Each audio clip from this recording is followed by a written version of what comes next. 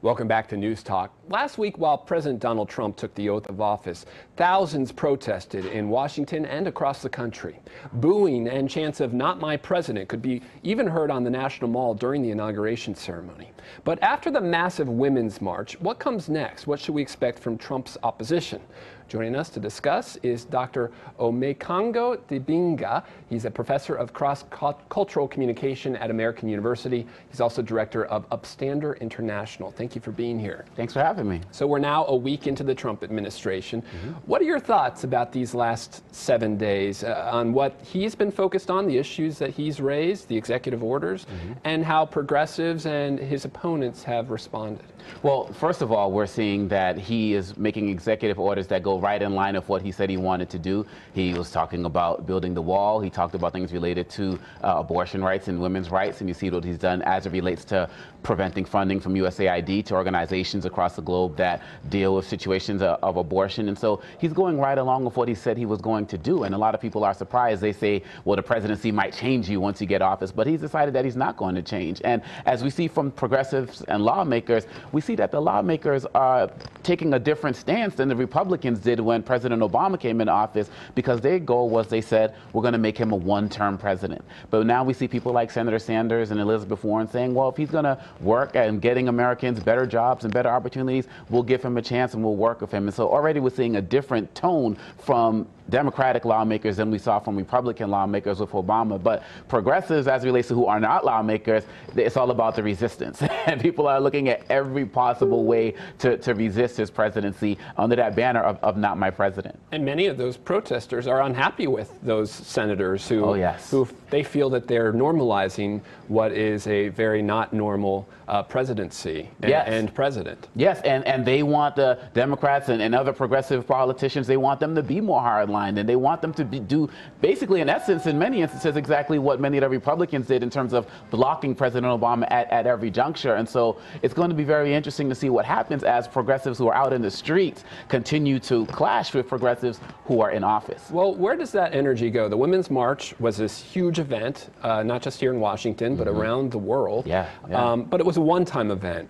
There are now plans, I understand, for an LGBT march coinciding with Capitol Pride in June here in D.C. I saw talk of a scientist march at some point soon. Will these demonstrations, do you think, be a constant throughout the Trump administration? And if so, does it become a new normal, almost? Do they have less meaning if there's just this constant opposition and protesting? I believe that there's going to be constant protests over the next 2 years. But quite honestly, when the midterm elections come, if there's not real change, people are going to see that these protests didn't really accomplish much. When the Tea Party came in, they protested, but they also made political change, versus the Occupy movement, which pretty much occupied some ground, but they didn't make many changes politically. So if people start to see that they're marching and marching, but we're not getting to the polls, then yes, this is going to be a situation that is going to die out. We have to realize that many of us are moved, but there's a difference between being moved and starting a movement. As Joe Madison will say, the difference between a movement and moment is sacrifice. And there's going to be real sacrifices that are going to have to be made if we want to see real change beyond the protests, which are necessary, but we have to go beyond that and really get involved politically, which is how Donald Trump came into the presidency in the first place. You mentioned the Tea Party movement, the Occupy movement. What about the Black Lives Matter movement? Do you feel like that, while not at a federal level, but at a local or state level, there were some reforms to policing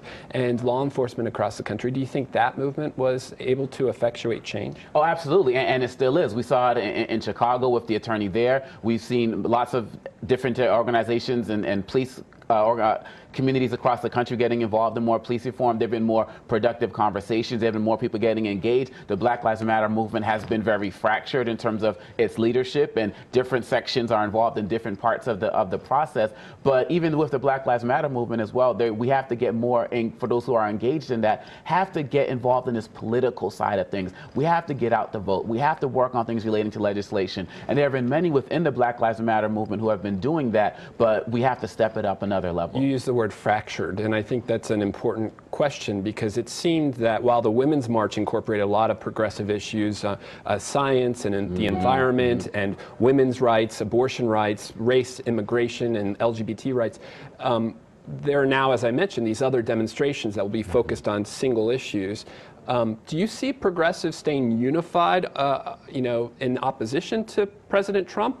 Or will we see more debate and disagreement as we saw during the Democratic primaries between the Clinton wing and the Sanders wing, the more moderate Democratic Party and the more progressive party? And you're right. I mean, even with the Women's March, it wasn't just progressives. There were people out there who were pro-Trump who wanted to come out and support women. And there were people who were pro-life who wanted to come out there and make stances. So it was a really multifaceted group of people. But we've also seen, just looking at the Republican primary in general, President Trump is a master of divide and conquer. So we have to really be vigilant, because if he starts giving one group a little bit more attention, and they may start being less vocal. And so it's going to be very easy for groups to become separated once they start to see that one group is getting favoritism over the other. So if we want to be really focused, we have to stay focused on keeping a unified march where everybody is having their needs met. But President Trump is a master at keeping people focused on their particular issues. So that really concerns me. Many conservatives are feeling very excited. Yes. Hearing conversations out in public or seeing social media, my friends who are conservative, who supported Trump, they are anxious for change. They are just so excited to see what this president brings and the Republican-controlled Congress brings. Meanwhile, again, in the same hallways, you hear these conversations, and on social media, you see progressives feeling very anxious, feeling frightened. Yes. Do you think that fear from the progressive side, the opposition to Trump, do you think that fear is warranted? Oh, absolutely. It's absolutely warranted, because President Trump, he ran on a campaign where it was extremely divisive. When you talk about Muslim registries, when you talk about Mexicans being rapists, when you talk about maybe we should, and now he's talking about sending the feds into communities like Chicago, people should definitely be anxious. So when I hear people, when I hear him talking like this, he's talking about members of my family. He's talking about my friends or people that I know on college campuses that I visit. So there's definitely a need to be fearful, but we can't be fearful forever. We have to be fearful, but we have to be proactive as opposed to reactive. And as it relates to many on the conservative side, be excited, of course, your president gets in, but don't be excited to the point of ignorance and to the point that you lose compassion. When he's talking about what's happening in Chicago and you have lawmakers in the background laughing, saying, oh, this is because of Democrats, like it's a joke. We're talking about astronomical murder rates here and people losing their lives, American citizens. And you can be excited about your leader, but let's be compassionate, which is one of the hallmarks of anybody who calls themselves conservative. Let's not lose that right now. In his inaugural address, though, he lashed out not just at Democratic leaders for the past few decades, but also Republicans. I mean, as much as he maybe, without saying anyone's names, was rejecting the Obama administration, he seemed to take some swipes at George W. Bush and Republican leadership. So, having said that, and considering that he's not a traditional Republican, are there areas where you think that a President Trump could find common ground with progressive groups, where there is some kind of legislative focus that maybe the Republican establishment is not so comfortable with?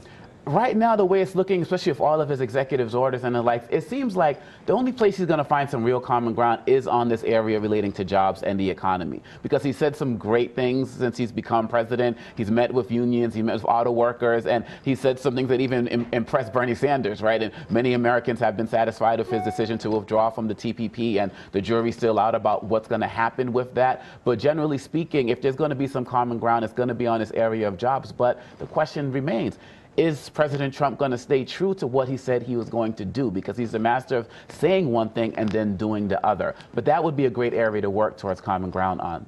I was out there on Inauguration Day on the Mall, and talking with Trump supporters, they said their two favorite parts of the speech were when, of course, he said, "Make America Great Again," his slogan from the campaign. But what surprised me was the second most favorite line that they honed in on was when he talked about race. And it was an almost inclusive message, saying that whether you're black, white, or brown, we all bleed the same red color of patriots.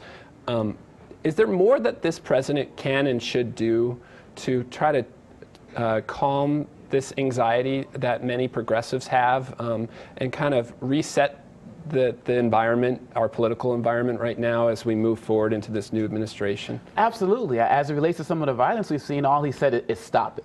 And he also, when we look at his cabinet, we see that there's little to no diversity there. We have 3 people of color there, no Hispanics there. The first time there hasn't been an Hispanic cabinet member since 1988. So he can talk about we're one race and we all bleed the same, but he's not showing that in his leadership. He's surrounding himself with people who are white supremacists or endorse white supremacy in some way, shape, or form. That's not a healing tone. That's not bringing people together. So I can understand why people who are at the inauguration would appreciate that. I appreciate that. But what are you doing after that? What are you doing on day one when you're surrounding yourself with people who don't look like America? And you can have people like Sean Spicer saying, well, it's about having the most talented people, but really that's a cop-out. We can and we should do better. And President Trump has to get into practicing what he's preaching. For example, he didn't condemn David Duke, who went out there after the inauguration and said, Trump, we did it. Here we have somebody who we can call it alt-right, but it's white supremacy, and he didn't condemn that, but he can get out there and talk about crowd sizes and how, you know, my crowds were bigger than Obama's size,